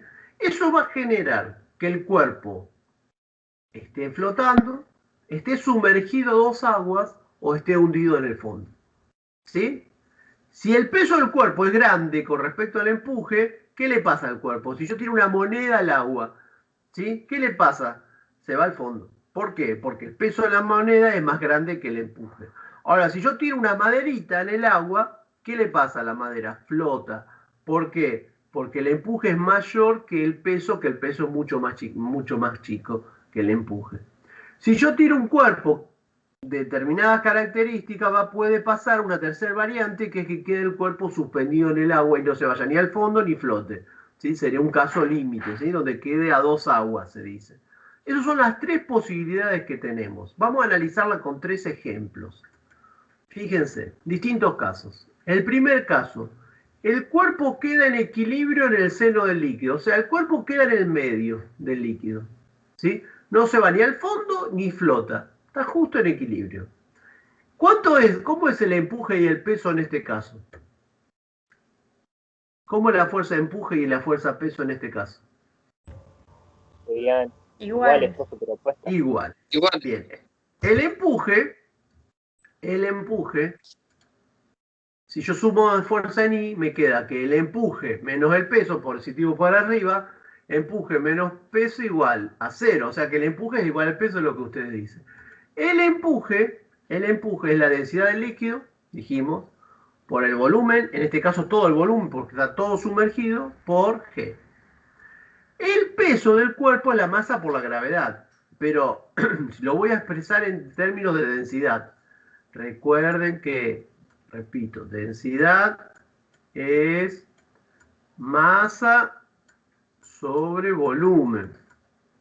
Por lo tanto, la masa es la densidad por el volumen.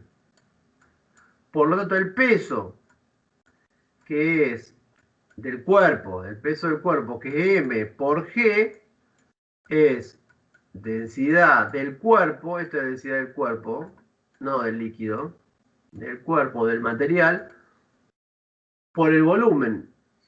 La masa es densidad del cuerpo por el volumen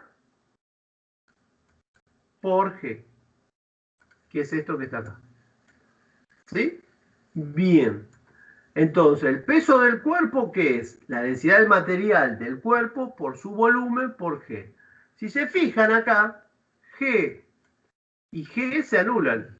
Y volumen se anulan. ¿Qué tiene que pasar para que pase esto? La densidad del cuerpo tiene que ser la misma que la densidad del líquido. Si yo tengo un cuerpo que tiene una densidad de 1000 kilos sobre metros cúbicos y tengo agua que tiene densidad 1000 kilos sobre metros cúbicos y lo pongo en el agua, ¿qué le va a pasar al cuerpo? Va a quedar ahí ni flotando ni se va al fondo. Un caso medio raro. ¿Sí? Bien. Después vamos a explicar cómo se limpia la pileta y qué pasa con esas partículas. Segundo caso. No importa la altura. No importa la profundidad. ¿Sí? Bien. Muy bien. Porque el empuje del cuerpo no depende de la profundidad. Demostramos recién. ¿De qué depende el empuje? de la densidad del líquido y de la gravedad. Si la densidad del líquido y la gravedad no varían, bueno, el empuje va a estar dado por el volumen del cuerpo. Pero si el cuerpo tiene el mismo volumen, obviamente se va a anular el volumen y no depende del volumen. Muy bien. Ahora veamos el caso B. Cuando el cuerpo está flotando, ¿qué pasa cuando el cuerpo está flotando? Una parte del cuerpo está emergido, una parte del cuerpo está emergido, esta parte está emergido, y esta parte está sumergido. El volumen que desaloja no es el volumen total, es el volumen sumergido. ¿Sí? El volumen sumergido obviamente es menor que el volumen total. Entonces el empuje, acá nuevamente, el empuje y el peso son iguales. El empuje y el peso son iguales. Parece raro que acá también sea el empuje y el peso es igual. ¿Qué pasa? Acá, para que esté en equilibrio, el empuje y el peso tienen que ser iguales. Un barco está en equilibrio, su peso y su empuje son iguales, pero no está hundido, está flotando. Bien, entonces, si yo planteo la sumatoria de fuerza en I, me da 0, y nuevamente digo que E menos P es 0, el empuje es igual al peso. Pero ahora el empuje no es densidad de líquido por volumen por G, sino que es por el volumen sumergido. El volumen desalojado no es el total, es el sumergido. Por lo tanto, es densidad del líquido por volumen sumergido por G. El peso del cuerpo es el mismo, es la densidad del material por el volumen total. El peso no importa, el cuerpo no importa su peso que esté sumergido o no. Estamos pensando que el cuerpo no absorbe agua, ¿sí? Que es un cuerpo impermeable, que no absorbe nada de agua, que no aumenta su peso porque absorbe agua, porque tiene poros. Supongo que el cuerpo no tiene poros. Por lo tanto, sumergido un poco, sumergido todo, apoyado sobre la mesa, tiene el mismo peso. ¿Cómo es su peso? La densidad del cuerpo por el volumen por G. Si ustedes se fijan, este G y este G se anulan, y si yo despejo la densidad del material, me da que la densidad del líquido por el volumen sumergido sobre el volumen total. Este número, volumen sumergido sobre volumen total, es un número menor a 1. Por lo tanto, ¿esto cuándo se va a cumplir? Cuando la densidad del material, del cuerpo, es menor que la densidad del líquido. Si yo tiro madera que tiene densidad 800 en agua que tiene densidad 1000, flota. Si yo tiro acero que tiene densidad 7800 y el agua tiene densidad 1000, se va al fondo. Así de simple. ¿De qué depende? De la comparación de la densidad del líquido con la densidad del cuerpo.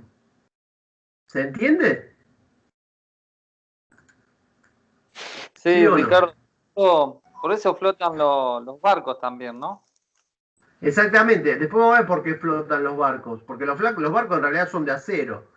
Y el acero tiene mayor densidad que el agua. Y sin embargo flota. Porque el barco no es de acero macizo. Si yo hago un barco de acero macizo y lo pongo en el agua, se me va a los 2 minutos se me hundió todo.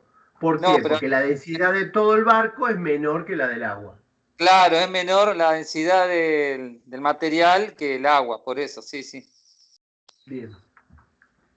Pero lo mismo pasa con un cubo de hielo. El agua congelada tiene otra densidad.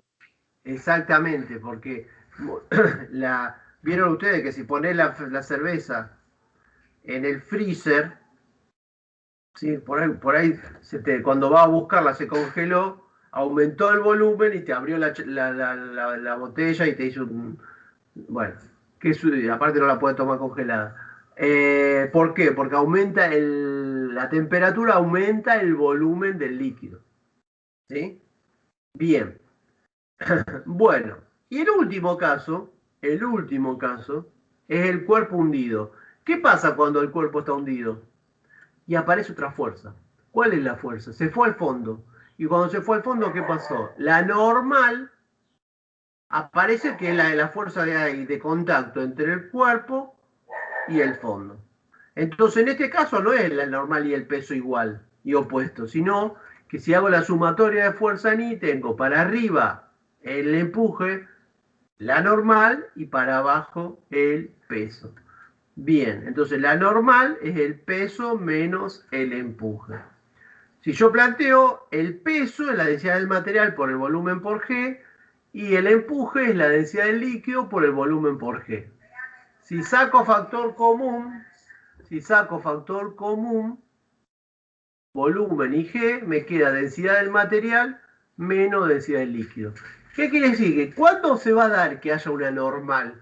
Cuando este número, cuando esto sea mayor que 0. Si esto es mayor que 0, aparece la normal. O sea, ¿cuándo aparece una normal? Cuando el material tiene mayor densidad que el líquido. Cuando el material, el cuerpo, lo tiro al agua y tiene mayor densidad que el agua, se va al fondo. ¿Sí? Por eso, cuando, no sé si a alguien en este curso alguna vez le tocó limpiar una pileta de natación, ¿cómo se limpia una pileta de natación de un club, por ejemplo, de una casa quinta que tiene bomba? Bueno, se limpian de dos formas. La primera es limpiar pasando el barrefondo. ¿Qué es el barrefondo? La pileta se ensucia porque caen partículas sobre la pileta. Esas partículas que caen en la pileta tienen distinta densidad. Por ejemplo, cae una hoja y flota. ¿Por qué? Porque la densidad de la hoja es menor que la del agua. Entonces queda la hoja flotando. A los 3 días se pudrió la hoja y se fue al fondo, porque al podrirse, a modificar su estructura, tiene más densidad que el agua y se fue al fondo. ¿Sí? Entonces, en la pileta tengo partículas en la parte superior, flotando, partículas en el fondo y partículas en el interior, que están a 2 aguas. O sea, en la pileta hay partículas de mayor densidad que el agua, de igual densidad del agua y menor densidad del agua. ¿Cómo saco todas esas partículas del agua para que la pileta quede limpia? ¿Sí? Bien, obviamente que además hay un proceso de descomposición del agua que le tengo que poner cloro para evitar las algas. Bueno, eso por otro lado. Pero la mugre que cayó, las partículas que cayeron sobre la pileta, las tengo que sacar de la pileta. Las que están en el fondo las saco con el barrefondo. ¿Qué es el barrefondo? Conecto una manguera a la bomba que chupa con un carrito, con unas rueditas, lo apoyo en el fondo, no muevo mucho para que las partículas no se muevan, porque si yo muevo el fondo, las partículas se empiezan a ascender, a mover, si no las puedo sacar. Paso ese cepillo por todo el fondo y retiro de la pileta el agua que está en el fondo. Al retirar el agua que está en el fondo, retiro también la bomba, chupa también esa mugre, ¿sí? Todas esas partículas que tienen la pileta. En el caso de los barrefondos, lo que hacen es tirarlas fuera de la pileta, no las vuelven al filtro, porque tienen esa las considera que las tengo que sacar directamente, porque si no introduciría nuevamente esa mugre. Entonces esas partículas no van al filtro, se van al desagüe. Por otro lado, lo que tengo es el skimmer, ¿sí? Porque si esta es la pileta, acá tengo un canastito donde por acá chupa la bomba y de este lado generalmente hay unos, sale el agua de la bomba. Entonces se hace este recorrido, ¿sí? Chupa el agua acá la bomba y la larga por acá. Esto le hace unas pequeñas olas que generan que el agua ingrese en este skimmer. Acá hay una canasta donde quedan alojadas en esa canasta todas las partículas que están en la parte superior de la pileta. Yo saco la canasta, la limpio, la tiro afuera, todas las hojas, todo lo que hubiera, y me quita todas las partículas que hay en la parte superior. ¿Qué hice de esa manera? Con el barrefondo saqué las que estaban abajo. Con el skimmer saqué las que estaban arriba. Las que están en suspensión, con un clarificante que se llama, o con un sedimentador, que es un líquido, le echo ese líquido a la pileta y lo que me hace que las partículas que están en suspensión sedimenten.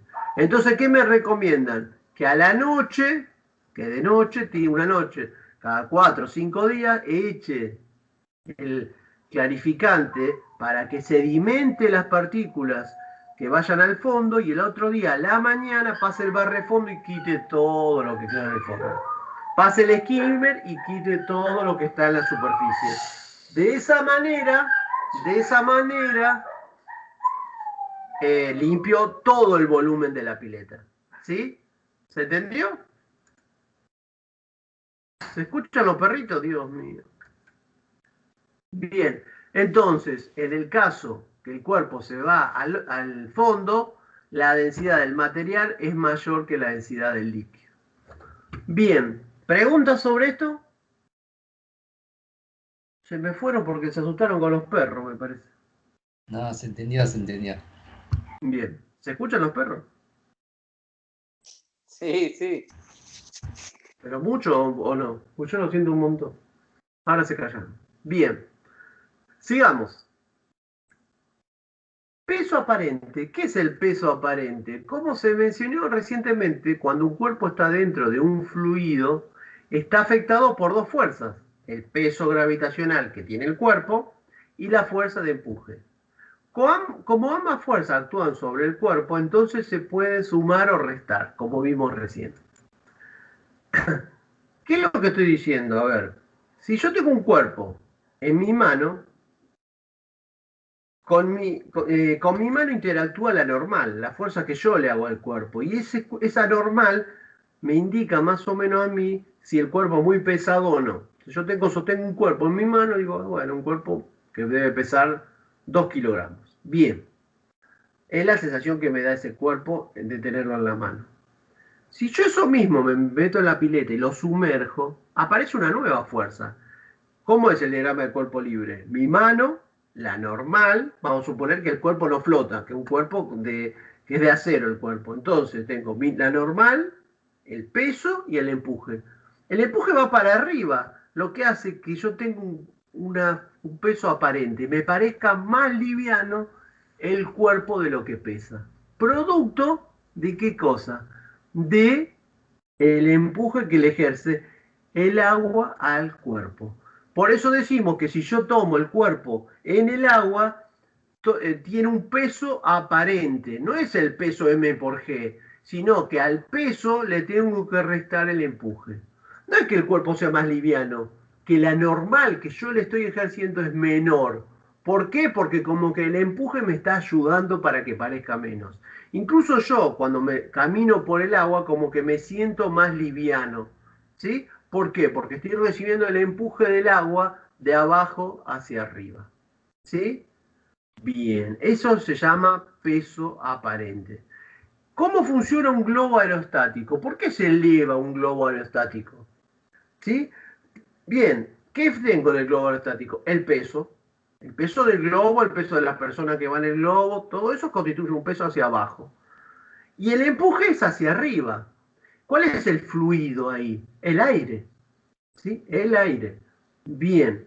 Entonces, si yo hago que genero una fuerza más grande hacia arriba, puedo hacer que esa fuerza del empuje sea mayor que el peso y que el globo ascienda. ¿Sí? Por eso, cuando hacemos los cumpleaños de los chicos, vamos y llenamos los globos de helio. ¿Por qué? El helio, ¿qué tiene? Menos densidad que el aire. Entonces, cuando yo pongo un globo de helio en un ambiente, se me va al techo. ¿Por qué? Porque el empuje es mayor que el peso. Entonces, el globo aerostático funciona de esa manera. El aire que tiene todo ese globo, ese aire caliente que se genera, tiene menor densidad que el fluido que es el aire. Entonces hace que el empuje sea más grande. Entonces yo lo inflo y sube, lo desinflo y baja. Y así es como funciona un globo aerostático. Bien. ¿Por qué flotan los barcos? Como decía Javier, la densidad del acero del barco es mayor que la densidad del cuerpo, que la densidad del agua, ¿sí? ¿Pero por qué flota si es de acero? Flota porque yo tendría que calcular la densidad de todo el barco. Entonces la densidad de todo el barco sería sacar la masa de todo el barco y dividirlo por el volumen de todo el barco. Eso me tiene que dar, eso me da, seguro, menos de 1000 kilos por metro cúbico, que es la densidad del agua. Los barcos de carga tienen dos líneas de flotación. ¿Por qué? Porque tienen una línea de flotación más arriba, porque cuando están descargados, ¿sí? Y cuando lo cargo, aumenta el peso y ¿qué pasa? Baja la línea de flotación, ¿sí? Entonces, los que hacen los barcos calculan cuánto peso puede llevar ese barco en función de las líneas de flotación para que el barco sea estable. Entonces, eso me determina qué cantidad de toneladas, por ejemplo, de cereal o de acero o de lo que fuera, puede transportar ese barco, ¿sí? En función de la línea de flotación y en función de que el barco tiene que ser estable tanto sin carga como con carga, ¿tá? Pero en ninguno de los dos casos, si yo le pongo mayor carga que la que está de diseño, corro el riesgo que el barco se hunda, ¿sí? ¿Por qué? Porque el peso del barco, la densidad del barco va a ser mayor que la del agua. Bien, eso es más o menos el funcionamiento de un barco. ¿Cómo hago con el submarino? ¿Cómo hago con el submarino? Porque el submarino primero se hunde y después tiene que flotar. Bueno, un submarino se hunde si su peso gravitacional es mayor que el empuje, ¿sí? Cuando un cuerpo se hunde, cuando su peso es mayor que el empuje, se va para abajo. Bien, para lograr esto, se llenan unos compartimentos que tiene el agua, que tiene el submarino, que están vacíos, se llenan con agua. Entonces, la densidad del submarino es bastante similar a la del agua, ¿sí? Pero con los compartimentos llenos de aire, es menor que 1000 y flota. Si abre los compartimentos y los llena con agua, aumenta la densidad y es mayor que 1000 y se va abajo, ¿sí? Se hunde. Después que se hundió, tiene que subir. Para ello tiene un sistema, ¿sí? Tiene un sistema que hace que expulse ese agua que tenía acumulada en el interior, y al expulsar el agua disminuye la densidad y vuelve a subir, ¿sí? Similar al proceso del globo aerostático, ¿sí? Donde modificando las densidades del cuerpo, en este caso el submarino o del globo, en este caso el fluido es agua, en el otro caso era aire, el cuerpo sube o baja en función de que si tiene mayor densidad que el fluido baja y si tiene menor sube. Bien. ¿Cómo hacen los peces? Los peces para nadar a distintas profundidades, ¿sí? Bien, los peces, bueno, a ver, acá están los pececitos. Los peces tienen los que se llaman vejigas natatorias de los peces. En condiciones normales, la densidad media de un pez es ligeramente mayor que la densidad del agua, ¿sí? O sea, su densidad es un poquito más grande que la del agua, por lo tanto se hunde. No tiende a flotar porque su densidad es mayor. Pero cuando está muy sumergido y quiere subir, para poder ascender tiene que modificar la densidad. ¿Cómo lo hace? Con la vejiga, ¿sí? En este caso, un pez se hundirá si no tuviese un mecanismo para ajustar su densidad. Si no puede modificar su densidad, se queda en el fondo, ¿sí? No puede subir. Bien, la regulación interna del tamaño de la vejiga que hace, la vejiga que se le llama vejiga natatoria, de esta manera, modificando su tamaño de vejiga, aumenta su volumen. El aumento de volumen hace que pase de tener una densidad mayor a la del agua, menor a la del agua, y suba. Entonces, ese es el sistema que tienen los peces para nadar en la profundidad. Muy bien. Para terminar, les quiero mostrar el termómetro de Galileo. ¿Conocen el termómetro de Galileo? Bien, el termómetro de Galileo es que no lo hizo Galileo en realidad, sino lo hicieron los alumnos y le pusieron en honor, en la academia donde él trabajaba, en su momento le pusieron en honor a él el nombre de termómetro de Galileo. Es un termómetro formado por un tubo de vidrio, ¿lo ven acá? Es un tubo de vidrio que contiene un líquido transparente con un coeficiente de dilatación mayor que la del agua y un conjunto de ampollas de vidrio. O sea, este es un líquido que se caracteriza porque no es agua, sino que se caracteriza porque la diferencia de temperatura le modifica la densidad. Y dentro de este recipiente, en este caso hay 1, 2, 3, 4, 5, 6, 7 ampollitas de distinta densidad cada una, ¿sí? Estas ampollitas tienen distinta densidad.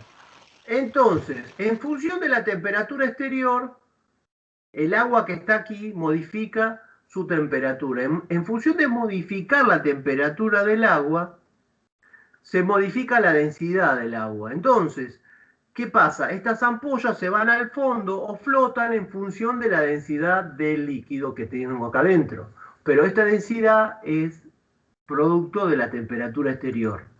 Al aumentar la temperatura exterior, la densidad de las ampollas se mantiene prácticamente constante. Las ampollas siempre tienen la misma densidad, ¿sí? El tema de esto es fabricar ampollas de distintas densidades.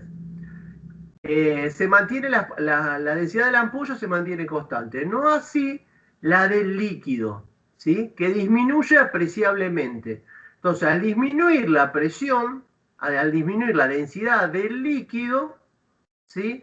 El cuerpo que tiene siempre la misma densidad, ¿va a flotar o no? ¿O se va a ir al fondo?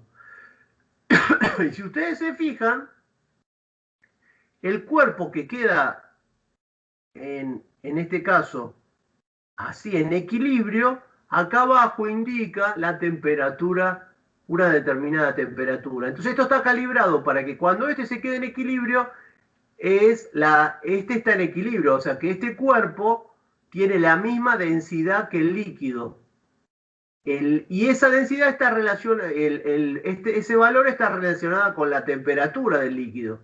Entonces, la temperatura la mido sabiendo cuál de los cuerpos está en equilibrio. Este está hundido, este está prácticamente flotando y este está en equilibrio en el medio del seno del líquido. ¿Sí?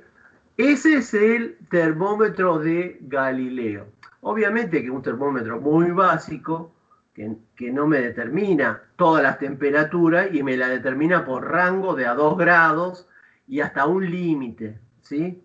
Pero bueno, el funcionamiento del termómetro está en base a lo que hemos dicho, de que la densidad de un líquido depende de la temperatura que se encuentre, ¿sí? Y que un cuerpo flota, se hunde o está en equilibrio en el medio del líquido en función de la comparación de la densidad del líquido y la densidad del cuerpo.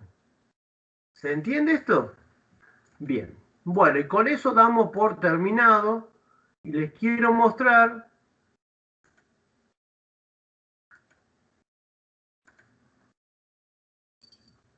aquí tengo, ¿lo ven? Este es el termómetro de Galileo. En este caso, todas se fueron al fondo, porque si ustedes se fijan acá, no sé si se alcanzan a ver las chapitas donde están, ahí, no sé si se ve, en estas chapitas que ustedes ven ahí, ¿ven? Esa chapita, por ejemplo, dice 24 grados. 26, este tiene 26, 24, 22, 20 y 18. Este termómetro mide solamente temperatura ambiente entre 18 y 26 grados. En este momento hay menos de 18, por eso todas se fueron hacia abajo, ¿sí? Esta mañana había 22 grados y se veía que estas dos estaban arriba y se marcaba el 22 en el medio. ¿Sí? Fíjense que el líquido se nota que no es agua. Fíjense cómo, por su movimiento, que tiene distinta densidad. Bien. Bueno, ¿alguna pregunta?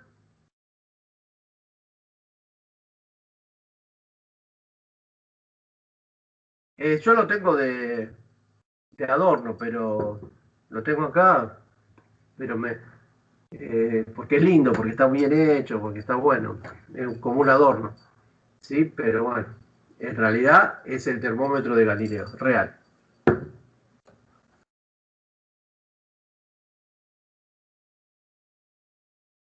Sí, 1.500 pesos en Mercado Libre vi esta mañana que están. Si te quiere comprar, se puede comprar. Si quiere gastar 1.500 pesos.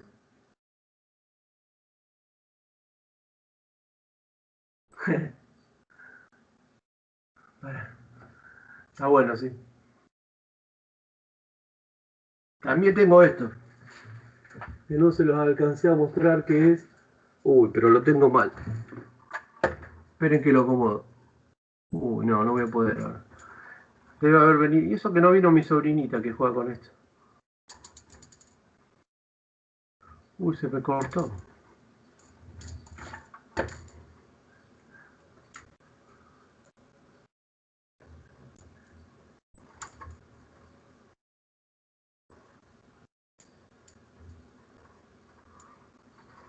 Hágame alguna pregunta mientras tanto, a ver si lo puedo acomodar.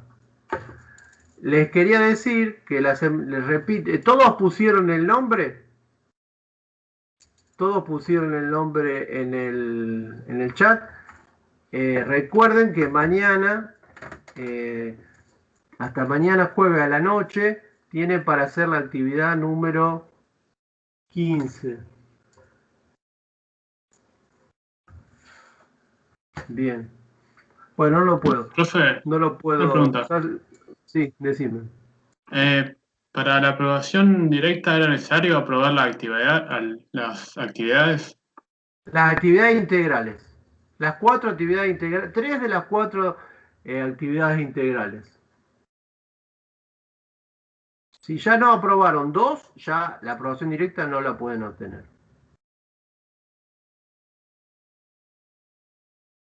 ¿Sí? ¿Quién es el que me pregunta eso? No lo puedo. Yo, Bartolucci. Bueno, no sé cómo saliste vos, pero bueno. No, tengo todas las 3 aprobadas ya. Ah, bueno, entonces tenés que aprobar la cuarta. Si aprobás la cuarta, pasamos al teórico. Al oral teórico. No, yo lo que me refería era a las semanales. Ah, no, las 4 integrales. ¿Sí? Vos obviamente que si no hiciste ninguna de las semanales, no va a tener aprobación directa. Pero bueno, sí, porque yo ahí tengo en cuenta que muchas veces no se han podido conectar, que ha habido problemas, que al principio de año no tenían conectividad. Bueno, entonces lo que digo, bueno, una gran cantidad aprobadas de esas, o hechas por lo menos, y las actividades integrales sí o sí, esas son determinantes, porque esas, vieron cómo las estamos tomando, que son prácticamente un parcial. ¿Sí? No lo puedo desarmar. Bueno, otro día se lo muestro. ¿Está? ¿Todos se anotaron aquí? Profe, después me explica algo de la actividad 15. Supe sacar la velocidad de la. Bueno, ¿quién es el que me pregunta eso? Ana. Bien. Vamos a buscar la 15 para. ¿Ahora puede ser? Eso es una pregunta, no sé, ¿se pueden sacar por ecuaciones de MRU? No me acuerdo a qué se refiere. ¿Qué cosa se puede sacar por ecuaciones de MRU? Actividad Profe, 15. la actividad 15 todavía a todos no la entregaron, creo, porque se entrega el jueves, ¿no? Se entrega mañana anoche. ¿La va a explicar igual? Ah, cierto, no. Háganla. Háganla, tenés razón. Bueno, entonces espero el miércoles que viene. Sí, que la suba. Escúchame, ¿qué es lo que me preguntaste? Así te puedo dar ayudar para que lo hagas. Pero así no mostrándotelo, sino ayudándote con una. ¿Qué es lo que no Porque sabes? yo lo había planteado primero, como dijo el compañero, por ecuaciones de MRU. Y después pensé que no, que tenía que incluir a la polea, porque tiene una polea en la esquina. No, Y pero. entonces planteé energía. Sí, a ver, estamos hablando de la 15. Estamos hablando de este problema, de este. ¿Lo ves? ¿Lo estás viendo? Del último, no. Ah, sí, De ese. sí, de ese. Bueno, vos lo que acá, en el punto C, que dice calcular la rapidez que posee, bueno, voy a tapar para que no se note acá. Bien, yo puedo hacerlo de dos maneras esto. Como yo ya calculé la aceleración con que desciende este bloque, por cinemática puedo calcular la velocidad final. Por cinemática. Oh, buenísimo. Pero no hace falta que incorpores sino este cuerpo, sabés qué aceleración tiene, sabés qué parte del reposo, sabés que cuando descendió 1 metro, qué velocidad tiene, por cinemática.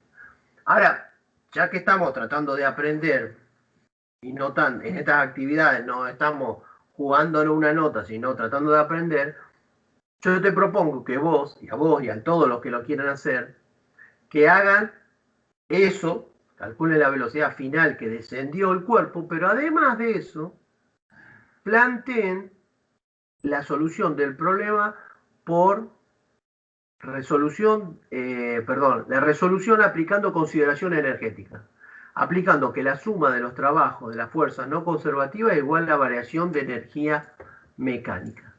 ¿Sí?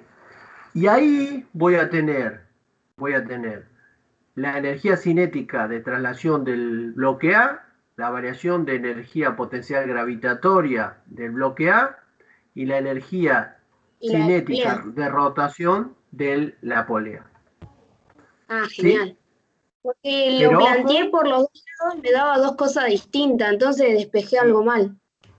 sí. Pusiste, cuando planteaste sumatoria de trabajo de fuerza no conservativa, ¿pusiste la fuerza no conservativa de la fricción sobre el cuerpo A? Sí, profe, la puse. Bien. No, claramente despejé mal. Sí.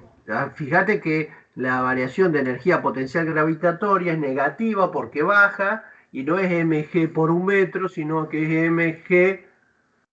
Ahora te contesto, Pedro.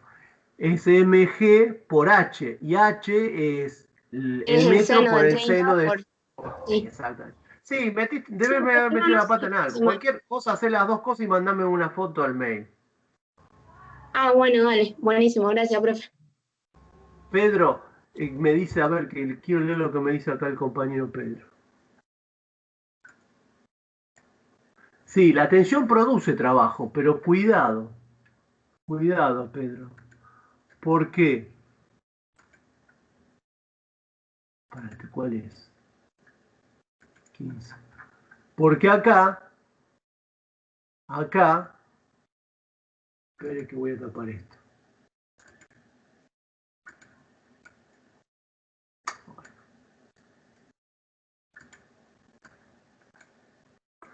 Acá, si ustedes se fijan, tengo la tensión acá y tengo la tensión ahí, ¿sí? El trabajo de la suma de esas tensiones me da 0. Porque tengo la tensión para abajo por el desplazamiento por el coseno de 0. Y después, esa es la polea. Y el trabajo en el bloque A es la tensión por el desplazamiento por el coseno de 180. Porque está la fuerza de la tensión para arriba y el desplazamiento para abajo. Entonces ese trabajo es negativo. Cuando sumo el trabajo de esas dos tensiones, la suma de esos dos se anula y me da 0. Entonces ahí no va el trabajo de la tensión. ¿Va el trabajo? Sí, pero la suma de los trabajos de las tensiones me da 0. Por lo tanto no lo pongo. ¿Se entiende, Pedro?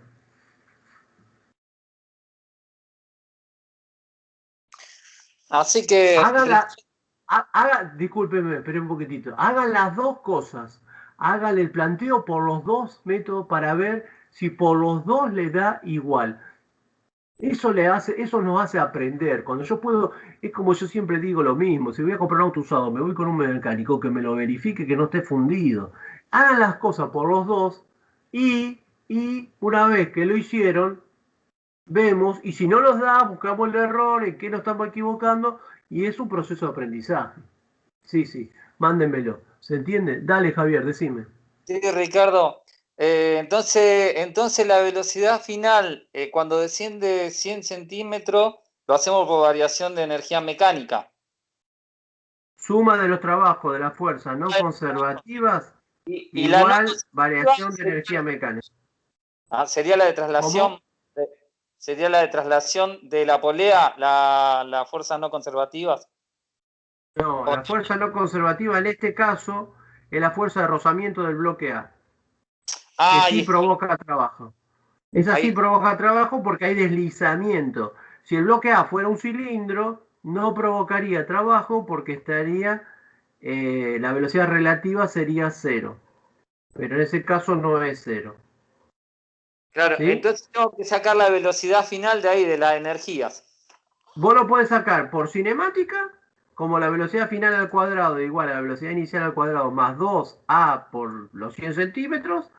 De esa es fácil, es inmediata.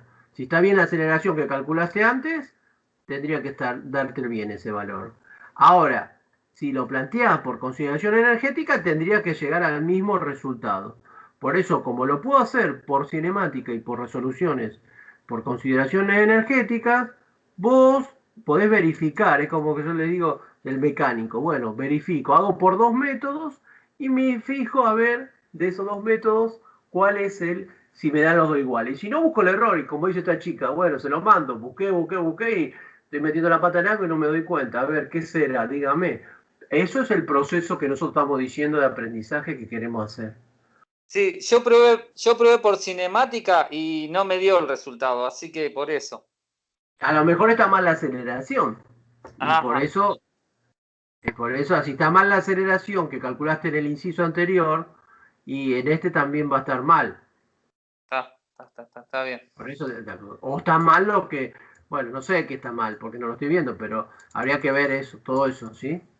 Pero bueno, hagan todo eso para llegar a conclusiones de ustedes. ¿Vieron el video que subimos? ¿Vieron el video? Sí.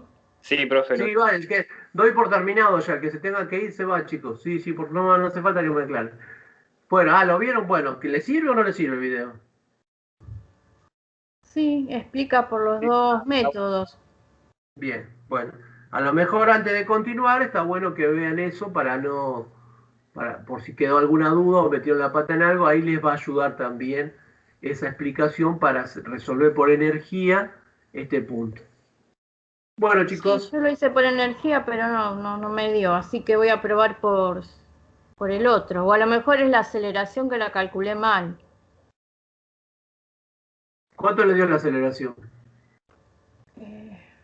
A ver. La daba de dato, profe, me parece.